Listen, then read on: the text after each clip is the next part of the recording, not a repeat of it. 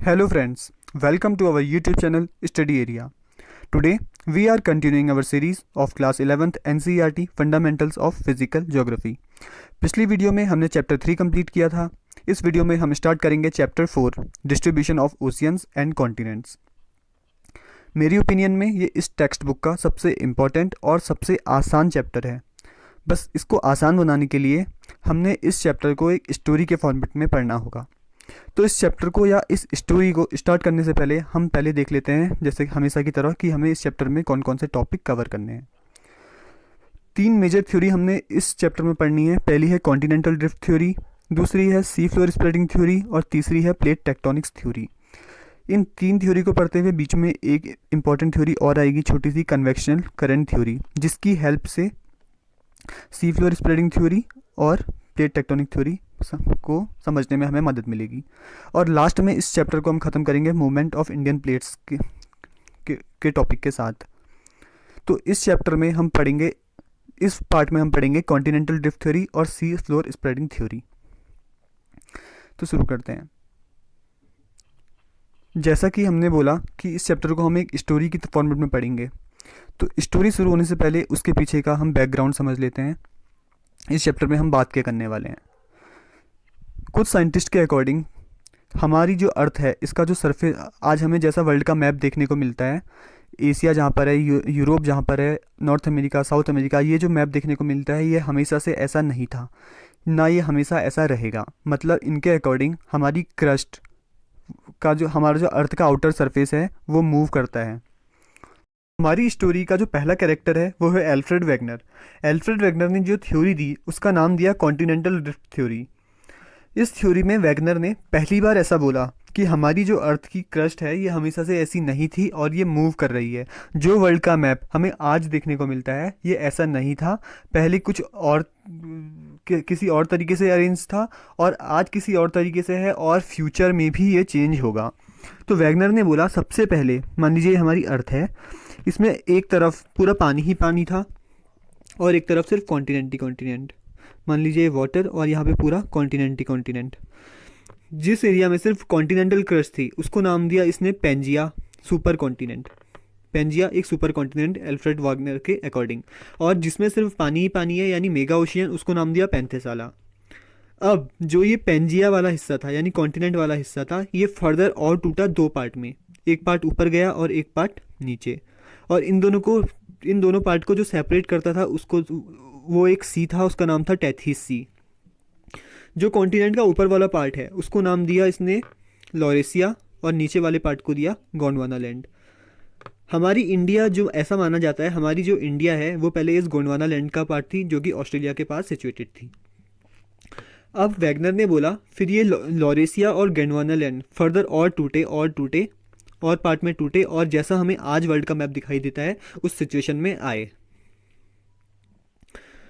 तो ऐसा वेगनर ने क्यों बोला कि हमारी जो अर्थ की क्रस्ट थी वो हमेशा से ऐसी नहीं थी और ये टूट कर ऐसी बनी है या मूव कर ऐसी बनी है। इसके लिए इसने कुछ एविडेंस दिए।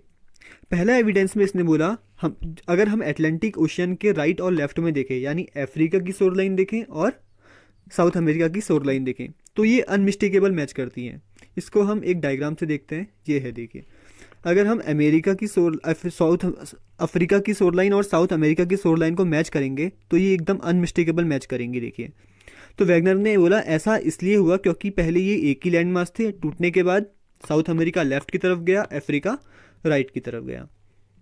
तो ये था पहला एविडेंस जो कि वेगनर ने दिया था कॉन्टिनेंटल ड्रिफ्ट थ्योरी के सपोर्ट में। ऐसा मैप पहली बार किसने बनाया था जो कि एटलांटिक की शोर लाइंस को मैच करता था? बुलार्ड ने। दूसरा एविडेंस जो वेगनर ने दिया था कॉन्टिनेंटल ड्रिफ्ट थ्योरी के सपोर्ट में, उसने बोला था rocks of same ages are present across the oceans. यानी देखिए, रेडियोमेट्रिक डेटिंग मेथड से ये पता चला है कि अगर हम वर्ल्ड के मैप में देखें, यहाँ पर जो रॉक है, यहाँ पर जो रॉक है, यहाँ पर जगह जगह पे जो रॉक हैं, इन सब की कॉन्टिनेंट की जो रॉक्स हैं, इन सब का फॉर्मेशन एक साथ हुआ है, यानी इन रॉक्स की एज सेम है। तो ऐसा माना गया कि ये सब के सब पहले एक ही साथ प्रेजेंट थे, एक साथ बने हैं और एक ही रॉक थी पहले, ये बाद में टूट कर अलग हुए हैं। तो ये रहा इसके सपोर्ट में दूसरा एविडेंस जो कि वैगनर ने दिया था। दो एविडेंस हमने देख लिए हैं, एक तो शोर लाइंस का अनमिस्टेकेबल मैच, दूसरा शोर लाइंस के समुद्र के अलग अलग जगह पे जो रॉक्स बने हैं उन सब का सेम एज। तीसरा है टिलाइट।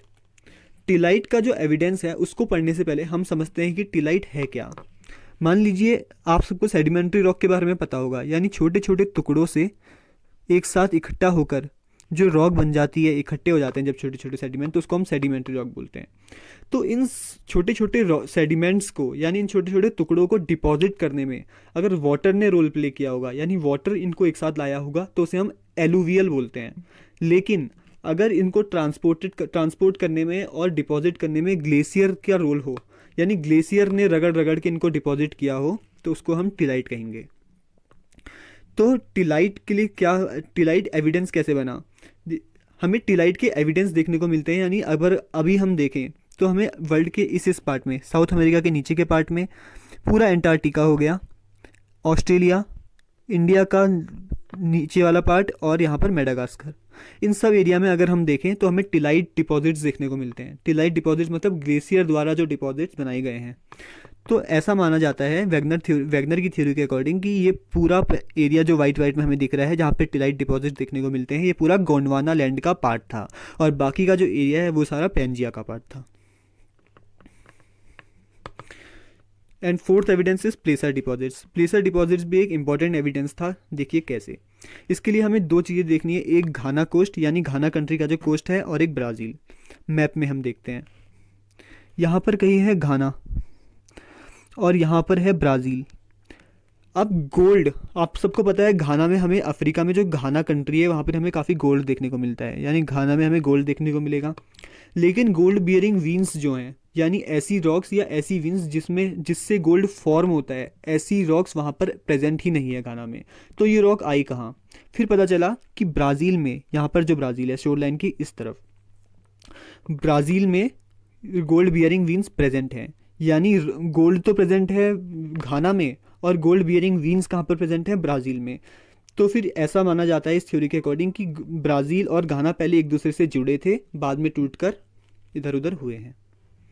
तो ये रहे हमारे 4 एविडेंस और लास्ट 5वां एविडेंस है डिस्ट्रीब्यूशन ऑफ फॉसिल्स। हमें जानवरों के फॉसिल्स देखने को मिलते हैं कॉन्टिनेंट के जगह जगह पर। पहला ऐसा जानवर है जिसका हमें कॉन्टिनेंट फॉसिल्स देखने को मिलता है वो है लेमुर। लेमुर हमें इंडिया में मिलता है और मेडागास्कर में मिलता है। तो अब अगर हम मैप में देखेंगे वर्ल्ड के, ये रहा वर्ल्ड का मैप, यहाँ पर है इंडिया और यहाँ पर है मेडागास्कर। आप देखिए इन दोनों में कितनी डिस्टेंस है सी वाटर की, बीच में बहुत ज़्यादा सी वाटर है। और हमें जो लेमुर हैं उनके हमें फॉसिल देखने को मिलते हैं इंडिया में और मेडागास्कर में। तो ऐसा तो हो नहीं सकता कि ये जो लेमुर हैं ये स्विम करके वाटर से इतनी लंबी डिस्टेंस स्विम करके यहाँ तक गए, या इंडिया से इतनी लंबी सी वाटर की डिस्टेंस ट्रैवल करके ये स्विम करके मेडागास्कर तक आए। तो वैगनर ने बोला ये दोनों पहले इंडिया और मेडागास्कर एक साथ ही प्रेजेंट थे, तभी लेमुर की हमें फॉसिल्स दोनों जगह देखने को मिलते हैं। सेम ऐसे ही एक और जानवर था मीजोजोरस। मीजोजोरस के हमें जो फॉसिल्स देखने को मिलते हैं वो तो हमें 2 जगह देखने को मिलते हैं, एक है Southern Cape Province of South Africa और इरावेर ऑफ ब्राज़ील, यानी साउथ अफ्रीका और ब्राज़ील में। तो ये मैप में आप फिर से देखिए इन दोनों की डिस्टेंस, ये रहा साउथ अफ्रीका और ये रहा ब्राज़ील। इसमें भी सी वाटर की बहुत ज़्यादा डिस्टेंस है, तो ऐसा तो हो नहीं सकता कि ये मीजोजोरस भी इतने लंबी डिस्टेंस स्विम करके वहाँ तक गए हों ब्राज़ील तक। तो अगेन ऐसा माना गया कि ये दोनों प्रोविंस भी साउथ अफ्रीका और ब्राज़ील भी पहले एक दूसरे से जुड़े थे, यानी ये पूरा लैंड मास एक दूसरे से जुड़ा था और बाद में टूटकर अलग अलग हुआ है। तो वैगनर से कुछ स्कॉलर्स ने वैगनर से पूछा कि चलो माना कि कॉन्टिनेंट ऐसे नहीं थे, ये टूटकर बने हैं या मूवमेंट करके बने हैं, तो ऐसा कौन सा फोर्स था कि जिसकी वजह से इनको मूव होना पड़ा या रोटेट या एक दूसरे से दूर होना पड़ा? तो वैगनर ने काम चलाओ फोर्स कुछ बताई उस टाइम पे, क्योंकि वैगनर इस चीज़ के लिए प्रिपेयर नहीं था। उसने बोला एक तो पोलर फ्लिंग फोर्स है। पोलर फ्लिंग फोर्स मतलब हमारी जो अर्थ है उसके रोटेशन से जो फोर्स आता है उसकी वजह से ये एक दूसरे से अलग होते हैं, हमारी जो क्रस्ट है वो एक दूसरे से अलग होती है। दूसरा फोर्स उसने बोला टाइडल फोर्स। टाइडल फोर्स मतलब अर्थ, सन और मून का जब एक दूसरे पर ग्रेविटेशनल फोर्स लगता है, उससे जो अर्थ में फोर्स है उसको इसने बोला टाइडल फोर्स। और इस टाइडल फोर्स की वजह से ही और पोलर फ्लिंग फोर्स की वजह से ही ये जो हमारी कॉन्टिनेंट है ये मूव होता है, ऐसा वैगनर ने बोला। लेकिन स्कॉलर्स को ये जचा नहीं, क्योंकि टाइडल फोर्स को इतना स्ट्रॉन्ग, हाँ वो पानी को ऊपर नीचे कर सकता है टाइडल फोर्स, लेकिन इतना भी स्ट्रॉन्ग नहीं है कि वो कॉन्टिनेंट को ही मूव कर दे। और करता है, इतना स्ट्रॉन्ग है तो कॉन्टिनेंट हमेशा ही क्यों नहीं मूव होते रहता है फिर।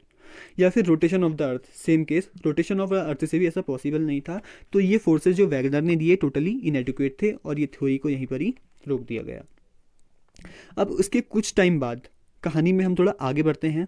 जब इस थ्योरी के फोर्स के जो वैगनर ने दी थी, वो वैगनर ने जो फोर्स दिए वो इनएडिक्वेट साबित हुए, तो उसके कुछ टाइम बाद वर्ल्ड वॉर 2 हुआ। जब वर्ल्ड वॉर 2 से हमें कुछ और इन्फॉर्मेशंस मिली, साइंटिस्ट को कुछ और इन्फॉर्मेशंस मिली।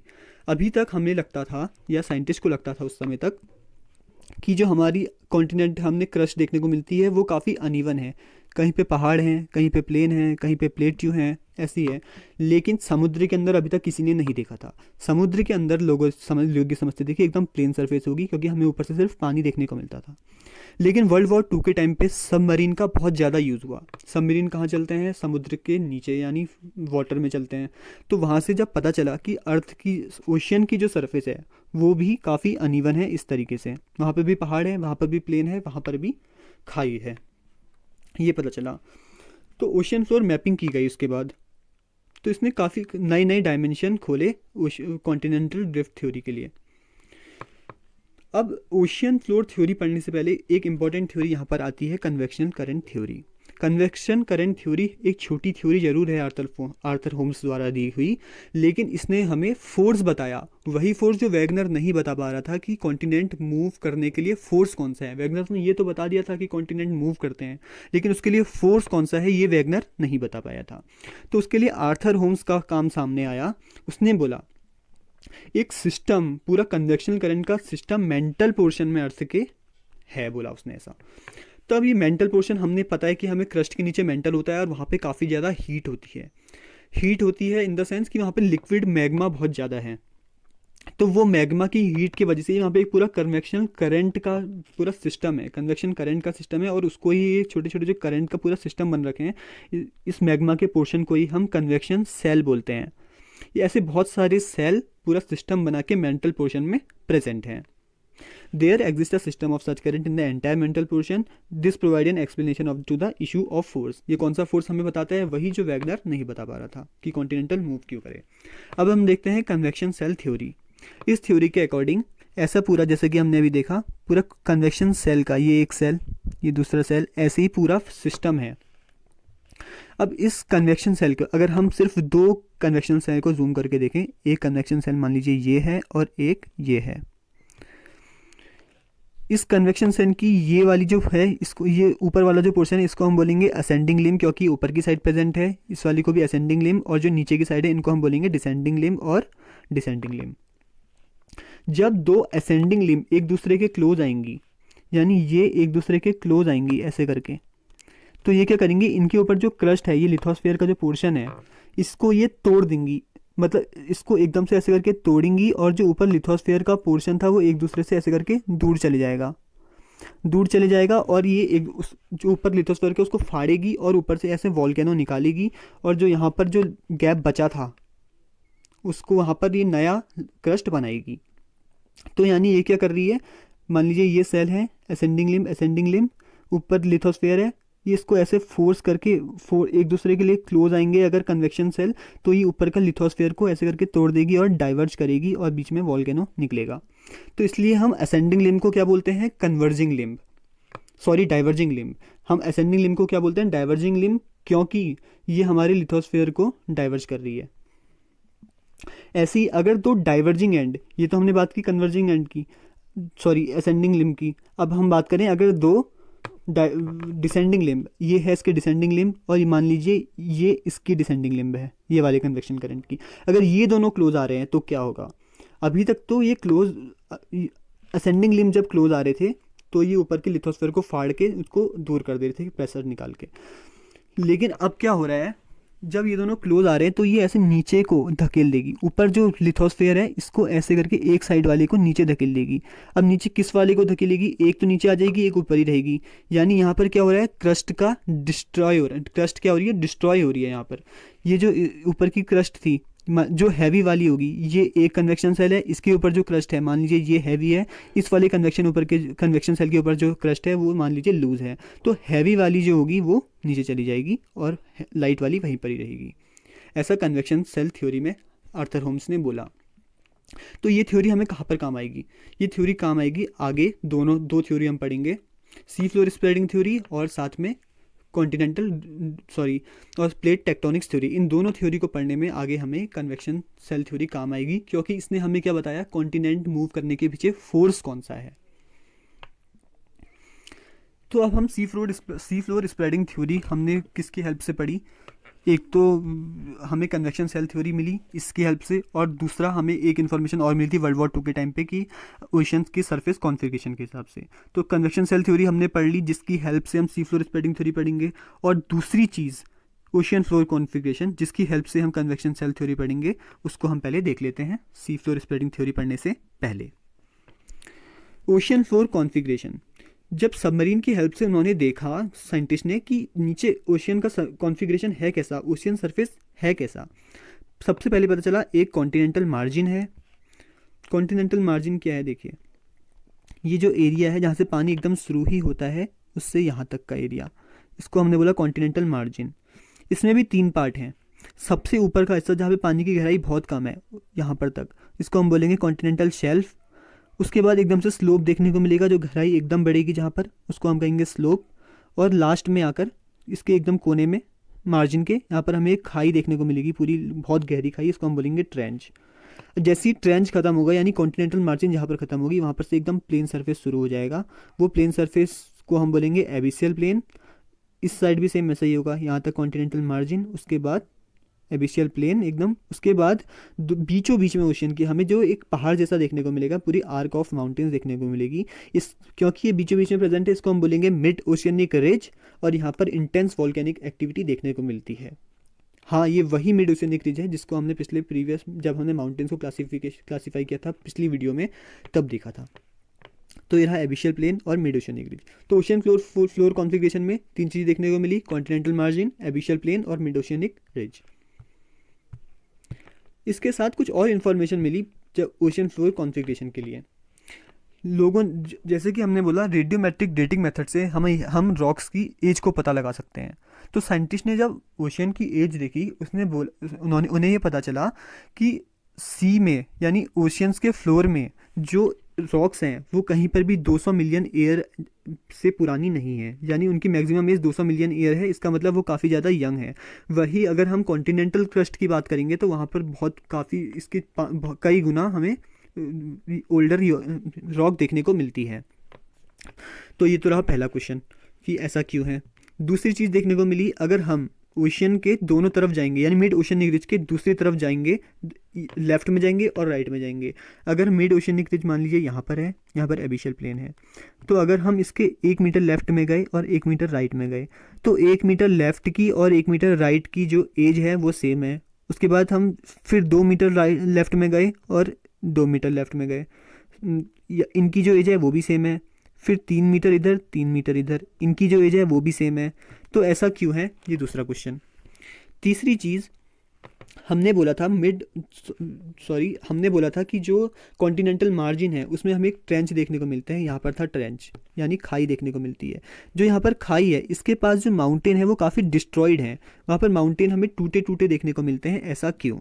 3 क्वेश्चन आए कि मिड ओशियनिक रिज के लेफ्ट में और राइट में जैसे जैसे हम जितना लेफ्ट में जाएंगे जितना राइट में जाएंगे इक्वी डिस्टेंट होंगे अगर मिड ओशियनिक रिज से दोनों तरफ, तो एज सेम क्यों है? और पूरा ओशियनिक क्रस्ट की एज कम क्यों है, 200 मिलियन ईयर एगो से ज़्यादा क्यों नहीं है? और ट्रेंच के पास माउंटेन टूटे हुए क्यों हैं? तो इन तीनों क्वेश्चंस का आंसर हैस ने सी स्प्रेडिंग थ्योरी की हेल्प से दिया। तो अब हम सी स्प्रेडिंग थ्योरी पढ़ेंगे। जैसे कि मैंने कहा, these questions and the detailed analysis of magnetic properties of rocks on other side of mid oceanic ridge led has to propose sea floor splitting theory. ये 3 क्वेश्चन और साथ में detailed analysis of magnetic property of rock on other side of mid oceanic ridge. अभी हमने बोला था, मान लीजिए यहाँ पे एबिशियल प्लेन, ये मिड ओशियनिक रिज, ये एबिशियल प्लेन, इसके 1 मीटर लेफ्ट 1 मीटर राइट, फिर 1 मीटर इधर 1 मीटर इधर 1 मीटर इधर 1 मीटर इधर। इनमें एज तो सेम थी ही, एज होने के साथ साथ इनकी मैग्नेटिक प्रॉपर्टीज भी सेम है। जितना हम राइट में जाएंगे, जितना हम लेफ्ट में जाएंगे, इक्विडिस्टेंट होने पर मैग्नेटिक प्रॉपर्टी सेम, फिर इसकी मैग्नेटिक प्रॉपर्टी सेम, फिर इसकी मैग्नेटिक प्रॉपर्टी सेम, ये मैग्नेटिक प्रॉपर्टी भी सेम है और एज भी सेम है। तो हैस ने इसका आंसर किससे दिया? सी फ्लोर स्प्रेडिंग थ्योरी से। सी फ्लोर स्प्रेडिंग थ्योरी में हैस ने क्या बोला? मिड ओशियनिक रिजेस जिसमें कांस्टेंट इरप्शंस हमें देखने को मिलता है, उससे क्या होता है? ओशियनिक क्रस्ट स्प्रेड होती है। ऐसा क्यों? तो ऐसा क्यों, इसको हम एक डायग्राम से देखते हैं। हमने कन्वेक्शन सेल थ्योरी में पढ़ा था कि यहाँ पर कन्वेक्शन सेल है, मान लीजिए ये कन्वेक्शन सेल, ये कन्वेक्शन सेल, ये इसकी असेंडिंग लिम्ब, ये इसकी असेंडिंग लिम्ब। 2 असेंडिंग लिम्ब जब एक दूसरे के क्लोज आएंगी तो ये ऊपर की जो क्रस्ट होगी इसको फोर्स लगाएगी ऊपर को और इसको ऐसे करके डाइवर्ज कर देगी। बीच में एक गैप रह जाएगा, जहाँ पर गैप रहेगा वहाँ पर इसने वॉल्केनो निकाला। मान लीजिए यहाँ पर गया, यहाँ पर ये लेफ़्ट को गया और ये राइट को गया, यहाँ पर रह गया गैप और यहाँ पर क्या आएगा? वो वॉल्केनो आएगा। जब ये वॉल्केनो वापस आएगा और यहाँ पे सेटल हो जाएगा तो ये नई क्रस्ट फॉर्म करेगी। नई क्रस्ट फॉर्म हुई तो यानी क्या हो रही है? ओशियनिक क्रस्ट स्प्रेड हो रही है। फिर ऐसे ही दोबारा से यहाँ पर इसके नीचे दोबारा से कभी कन्वेक्शन सेल की असेंडिंग लिम्ब आएंगे, ये फिर से एक दूसरे के क्लोज आएंगे, ये फिर से एक्सपेंड होगी और फिर यहाँ पे नई क्रस्ट होगी। इस तरीके से करते करते यहाँ पर ओशियनिक क्रस्ट एकदम वो होती रहेगी, स्प्रेड होती रहेगी, ऐसा इसने बोला। तो बट अगर ऐसा है तो ओशियनिक क्रस्ट एक्सपेंड जब होती जा रही है तो हमें कॉन्टिनेंट क्यों देखने को मिलते हैं? हर जगह हमें ओशियनिक क्रस्ट ही क्यों नहीं देखने को मिलती है? और दूसरी चीज़ कि अगर एक ओशन हम मानते हैं कि ऐसे स्प्रेड हो रहा है तो वो एक ओशन का स्प्रेड होने से दूसरे ओशन की एरिया कम क्यों नहीं हो रहा है, श्रिंकेज क्यों नहीं हो रहा है? तो यहाँ पर उसे ख्याल आया कि जो नई क्रस्ट बनते तो जा रही है और जो पुरानी क्रस्ट है वो कहीं ना कहीं कंज्यूम भी हो रही है, यानी वो कहीं ना कहीं टूट रही है। तो इसने बोला कि जो पुरानी क्रस्ट है साथ साथ जो ऐसे लेफ़्ट और राइट जाते जा रही है वो तब तक लेफ़्ट में जाएगी जहाँ पर उसे ट्रेंच नहीं मिल जाती। जहाँ पर उसे ट्रेंच मिलेगी वो वहाँ पे जाके डिस्ट्रॉय हो जाएगी। इसीलिए हमें क्या देखने को मिलता है? यहाँ पर माउंटेन जो है वो हमें देखने को मिलते हैं वो टूटे हुए हैं। दोनों तरफ जाके वो लास्ट में ट्रेंच के पास जाके कंज्यूम हो जाएगी। अब ट्रेंच में कंज्यूम क्यों होती है वो, ये हम कहाँ पर देखेंगे? अगली जो थ्योरी पढ़नी है हमने, यानी प्लेट टेक्टोनिक्स थ्योरी, वहाँ पर हम देखेंगे कि ऐसे ट्रेंच में जाकर वो क्यों डिस्ट्रॉय हो जाती है। उसके लिए भी जहाँ पे प्लेट टेक्टोनिक्स थ्योरी है यहाँ पे कंज्यूम क्यों हो जाती है उसने बताया तो है, लेकिन उसने भी किसकी हेल्प ली है? सी फ्लोर स्प्रेडिंग थ्योरी की, सॉरी उसने भी कन्वेक्शन करंट थ्योरी की हेल्प ली है। अब वो कैसे है उसको हम अगली वीडियो में देखेंगे। वीडियो अच्छी लगी हो तो लाइक कीजिए, शेयर कीजिए और हमारे चैनल स्टडी एरिया को सब्सक्राइब कीजिए।